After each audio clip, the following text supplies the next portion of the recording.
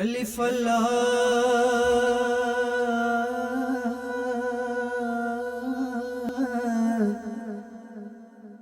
چنبے دی بوٹی میرے من وچ مرشد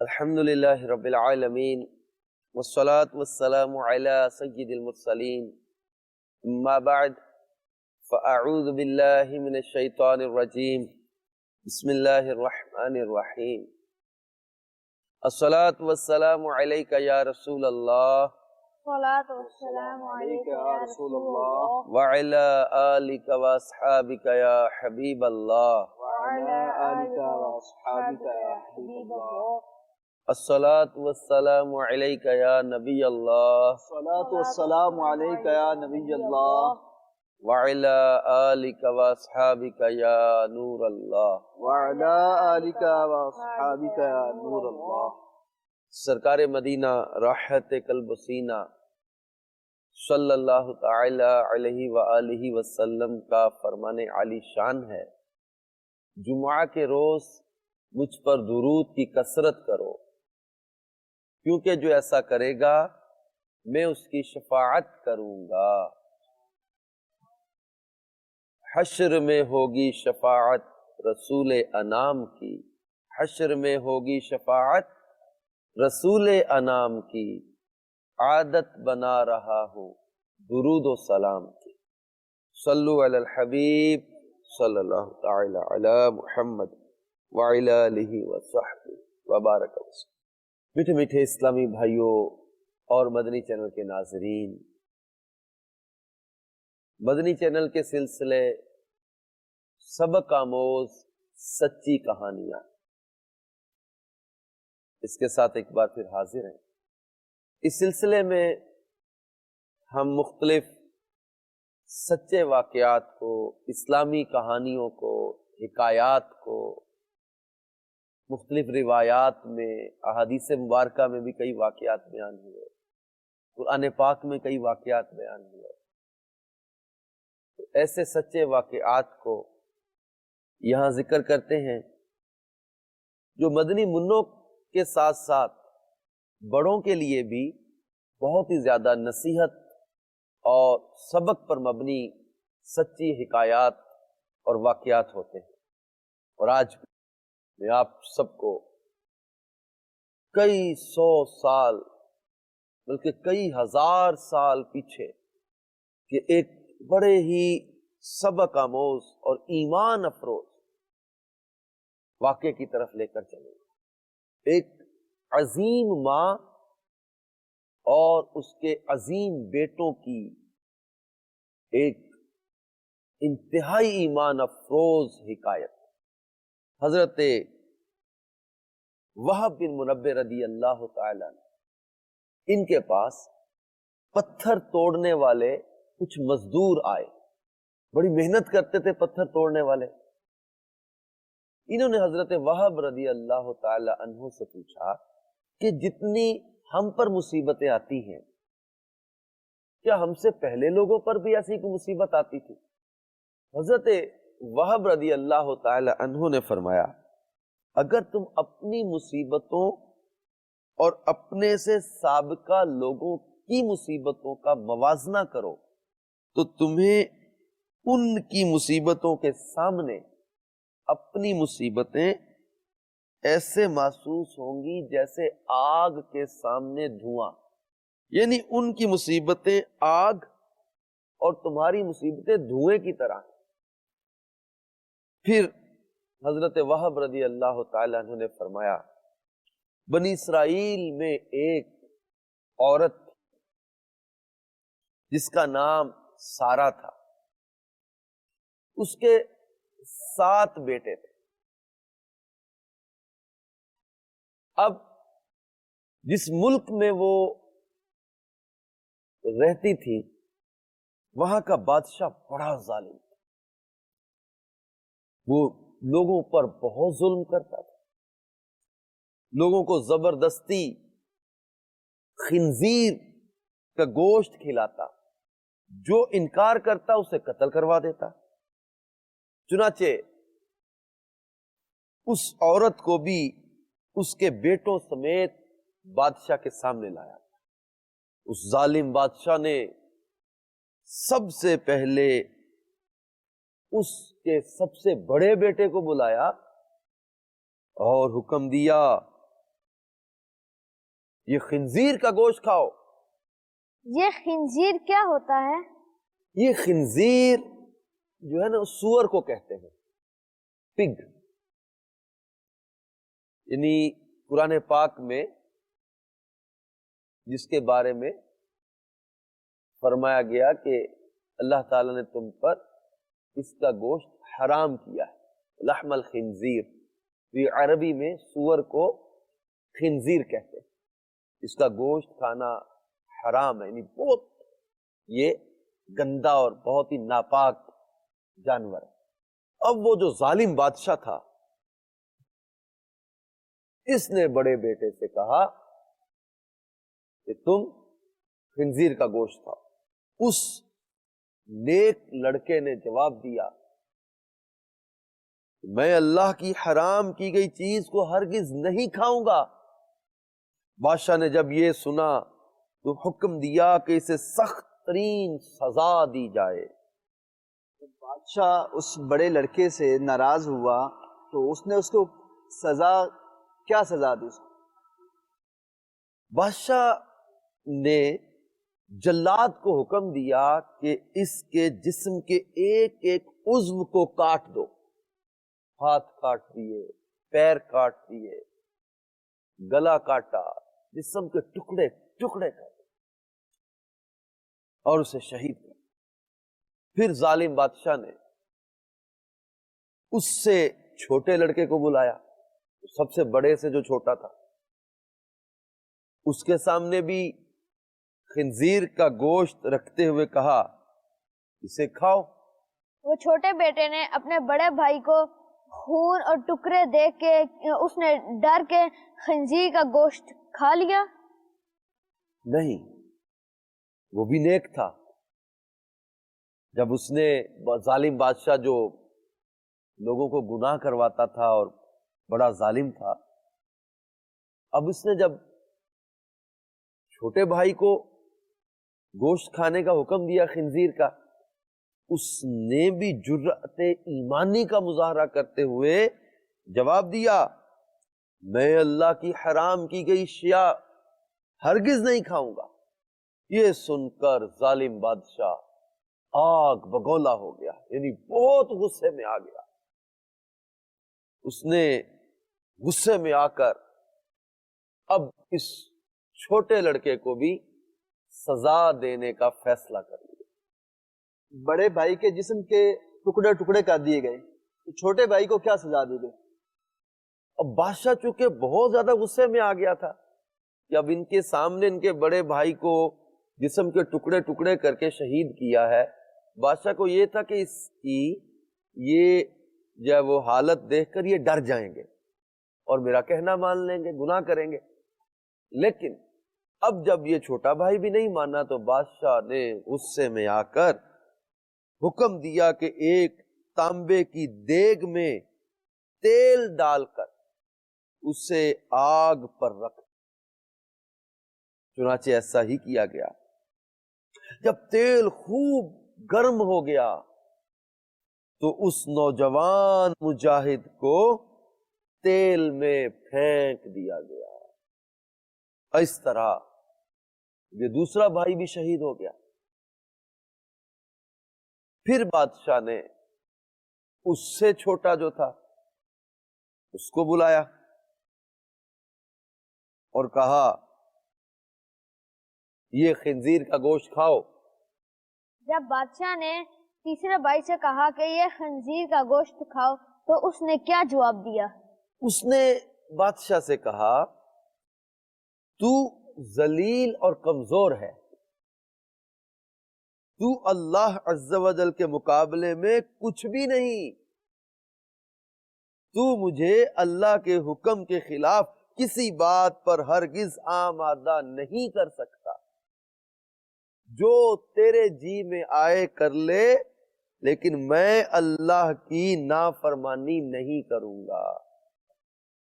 تو جو سزا دینا چاہتا دے، میں اللہ کی حرام کردہ اشیاء نہیں کھاؤں گا. بادشاہ یہ سن کر ہنسنے لگا اور لوگوں سے کہنے لگا، کیا تم جانتے ہو کہ اس نے مجھے گالی کیوں دی؟ اس نے یہ سوچ کر مجھے گالی دی ہے کہ میں گالی سن کر طیش میں آ جاؤں گا اور غصے میں آ کر اس کو فوراً قتل کر دوں گا. اس طرح یہ آسانی سے موت کے گھاٹ اتر جائے گا، لیکن میں ہرگز ایسا نہیں کروں گا.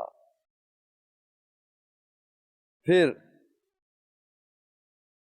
اس ظالم بادشاہ نے ایک عجیب و غریب سزا دینے کا حکم سنا دیا. پہلے 3 بھائیوں کو مختلف سزائیں دے کے قتل کر دیا گیا.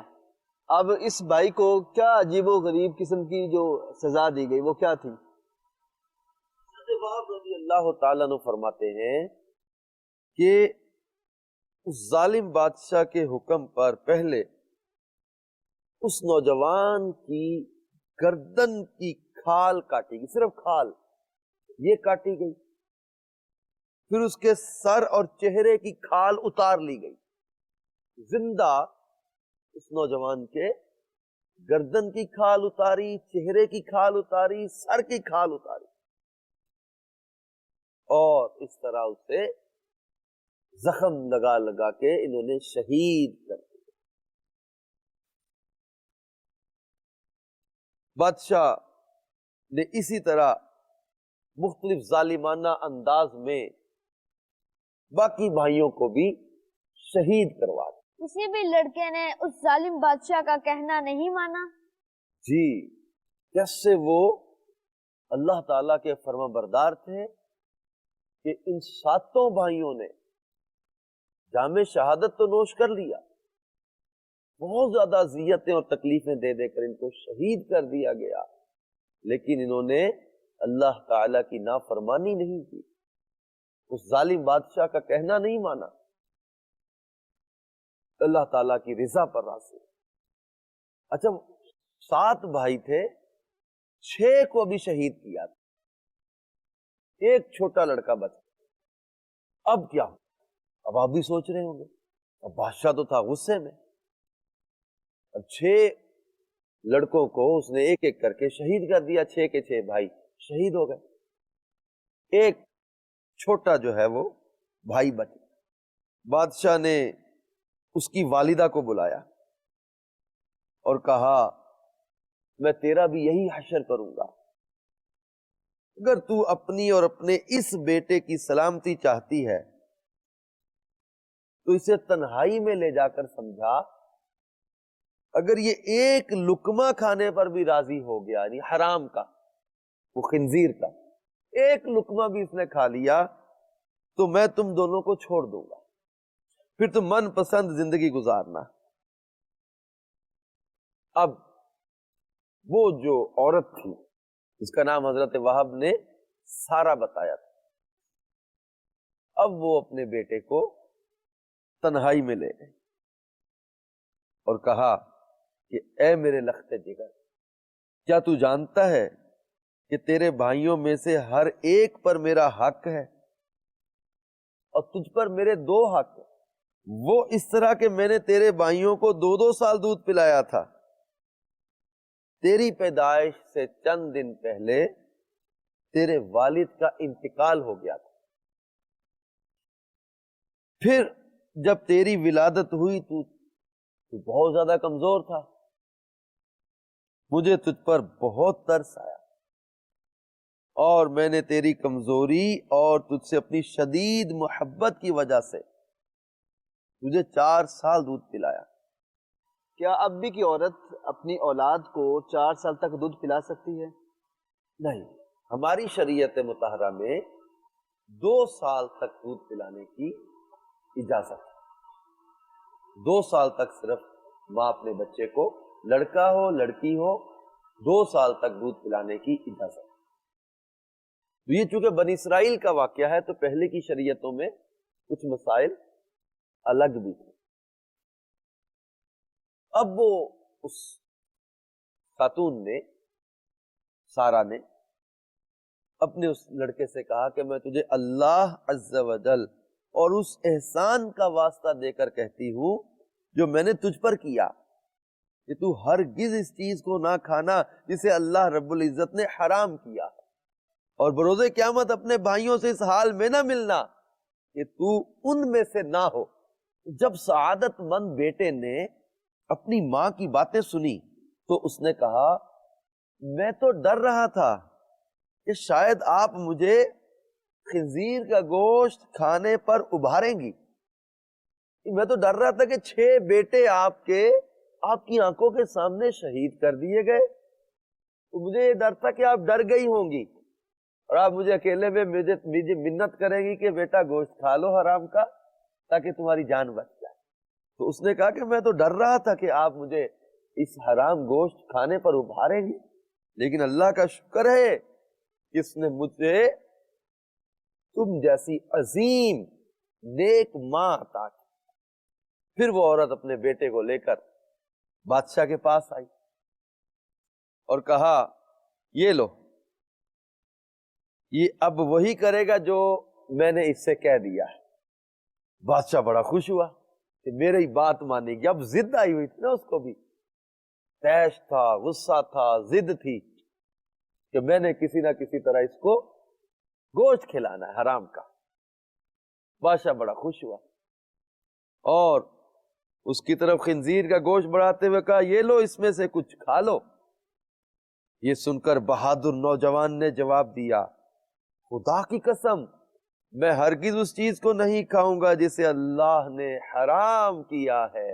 بادشاہ کو یہ سن کر بہت غصہ آیا، چنانچہ اس ظالم نے اس سب سے چھوٹے لڑکے کو بھی شہید کروا دیا۔ پھر بادشاہ نے اس عظیم عورت سے کہا میرا خیال ہے کہ مجھے تیرے ساتھ بھی وہی سلوک کرنا پڑے گا جو تیرے بیٹوں کے ساتھ کیا ہے۔ اے بڑھیا تیری ہلاکت ہو، تو صرف ایک لقمہ حرام کا کھا لے، میں تجھے منہ مانگا انعام دوں گا، جو تو کہے گی وہ کروں گا۔ ایک لقمہ کھا لے، صرف ایک لقمہ کھا لے، جو انعام مانگے گی انعام بھی ملے گا، جو تو کہے گی تجھے دے دوں گا، پھر عیش و عشرت کی زندگی گزارنا۔ ماں نے اپنا کیا فیصلہ کیا؟ اب اس کے سامنے ایک طرف تو موت نظر آ رہی تھی اور دوسری طرف بادشاہ کہہ رہا تھا ایک لقمہ خنزیر کا کھا لے گوشت کا، پھر میں تجھے مال بھی دوں گا، عیش و عشرت سے رہنا، جو مانگے گی دے دوں گا۔ لیکن پیارے پیارے اسلامی بھائیوں اور مدنی منوں اور مدنی چینل کے ناظرین، اس عظیم ماں نے جواب دیا اے ظالم، تو نے میرے بچوں کو میرے سامنے مار ڈالا اور اب تو یہ چاہتا ہے کہ میں تیرے کہنے پر اللہ عز و جل کی نافرمانی بھی کروں؟ اپنے بچوں کی موت کے بعد مجھے زندگی سے کوئی سروکار نہیں۔ خدا عز و جل کی قسم تو جو کچھ کر سکتا ہے کر لے، میں کبھی اللہ عز و جل کی حرام کردہ شے نہیں کھاؤں گی۔ یہ سن کر اس سفاک اور ظالم بادشاہ نے اس عظیم ماں کو بھی شہید کروا دیا۔ اس طرح اس عظیم ماں کی روح بھی اپنے عظیم بیٹوں سے جا ملی۔ اس حکایت سے ہمیں کیا سبق ملتا ہے، کیا درس ملتا ہے؟ اس حکایت سے ہمیں یہ درس ملتا ہے کہ ہمیں اللہ تعالی کی نافرمانی نہیں کرنی چاہیے۔ کتنی بھی تکلیف آ جائے، کوئی بھی مشکل آ جائے، اپنے رب عز و جل کی نافرمانی نہ کریں۔ حدیث پاک ہے لا طاعت المخلوق فی معصیت الخالق، کہ اللہ کی نافرمانی میں کسی بھی مخلوق کی فرما برداری جائز نہیں ہو۔ تو یہ اللہ تعالیٰ کی رضا پہ راضی رہنا چاہیے، گناہوں سے بچنا چاہیے، حرام سے بچنا چاہیے، اللہ کی نافرمانی کا موقع ملے بھی تو اللہ کی نافرمانی نہیں کرنا۔ اب ان لڑکوں کو صرف ایک لقمہ حرام کا کھانے کا کہا جا رہا تھا، لیکن کیونکہ اللہ نے اس چیز کو حرام کیا ہوا ہے، انہوں نے جان تو دے دی مگر اس ظالم بادشاہ کا کہنا نہیں، اپنے رب کی نافرمانی نہیں کی۔ تو ہمیں بھی کبھی بھی اپنے رب کی ناراضی والا کام نہیں کرنا چاہیے، نہ حرام کھائیں، نہ حرام دیکھیں، نہ حرام سنیں۔ گانے سننا، موسیقی سننا یہ حرام ہے، منع ہے۔ گالیاں بکنا، گندی باتیں کرنا یہ منع ہے۔ فلمیں دیکھنا اور گناہوں بھرے چینل دیکھنا یہ منع ہے۔ اب چینل دیکھنا تو مدنی چینل دیکھیں، اس میں نہ عورت ہے، نہ کوئی دنیا کی جو ہے وہ موسیقی ہے، نہ کوئی ساز ہے، نہ کوئی گناہ کی چیز ہی نہیں۔ حرام سے بچیں، اور جو اللہ تعالیٰ کی رضا پہ راضی رہتے ہیں اللہ تعالیٰ انہیں دنیا اور آخرت میں عزتیں عطا کرتے ہیں۔ پھر کچھ عرصے کے بعد وہ ظالم بادشاہ جو تھا وہ بھی سسک سسک کر مر گیا، اور یہ ساتوں بھائی اور ان کی عظیم ماں یہ شہید ہو گئے۔ شہید تو زندہ ہوتے ہیں، شہید کو تو بڑا بلند رتبہ عطا کیا جاتا ہے، لیکن وہ ظالم بادشاہ یہ ذلت کی موت مارا گیا، اور آخر کار اس کا انجام آگ۔ ہمیں اس سبق آموز سچی کہانی سے ان عظیم بیٹوں کی عظیم قربانی سے یہ ذہن بنانا ہے کہ ہم نے کبھی بھی اپنے اللہ عز و جل کی نافرمانی کا کام نہیں کرنا۔ اللہ تعالیٰ ہمیں گناہوں سے بچائے، حرام سے بچائے، اور ہر طرح کی آزمائشوں سے اللہ تعالیٰ ہمیں بچا کے رکھے۔ مدنی چینل دیکھتے رہیں، انشاءاللہ عز و جل ایسی ہی بے شمار سبق آموز سچی کہانیاں بھی ملتی رہیں گی، علم دین کے موقع بھی ملتے رہیں گے، سنتوں پر عمل کا ذہن بھی بنتا رہے گا، اور گناہوں سے بچنے کا ذہن بھی بنتا رہے گا۔ اللہ تعالیٰ ہم سب کو عمل کی توفیق عطا فرمائے، آمین بجاہ النبی الامین صلی اللہ تعالی علیہ وآلہ وسلم۔ الف لام